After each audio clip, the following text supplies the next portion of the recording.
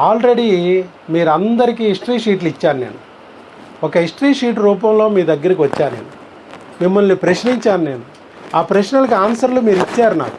మీకు ప్రెగ్నెన్సీలు వచ్చినాయా రాలేదా, వస్తే ఒక బిడ్డ పుట్టాడా, ఇద్దరు బిడ్డలు పుట్టారా, అసలు బిడ్డలు పుట్టాక మళ్ళీ ప్రెగ్నెన్సీ రావట్లేదా, లేదా అబార్షన్లు అయ్యి ప్రెగ్నెన్సీలు రావట్లేదా, లేదా అసలు ఇంతవరకు ప్రెగ్నెన్సీ రాలేదా, మీకు ఏమన్నా వస్తే ట్యూబుల్లో వచ్చిందా, ట్యూబులు మూసుకుని ఉన్నాయా తెరుచుకుని ఉన్నాయా, ఒక ట్యూబ్ ఉందా 2 ట్యూబులు ఉన్నాయా, మీకు అండాలు వస్తున్నాయా పెరుగుతున్నాయా పగులుతున్నాయా, ఎక్కడ సమస్య ఉంది, మీకు నీటి బుడగలు ఏమైనా ఉన్నాయా అన్నారా, మీ కణాలు ఉన్నాయా, కణాలు అనేవి మొటిలిటీ బాగుందా, మార్పాలజీ బాగుందా, కౌంట్ ఎంత ఉంది, జీరో కౌంట్ ఏమన్నా ఉందా, ఇలాంటి క్వశ్చన్లు అన్నీ అడిగాం.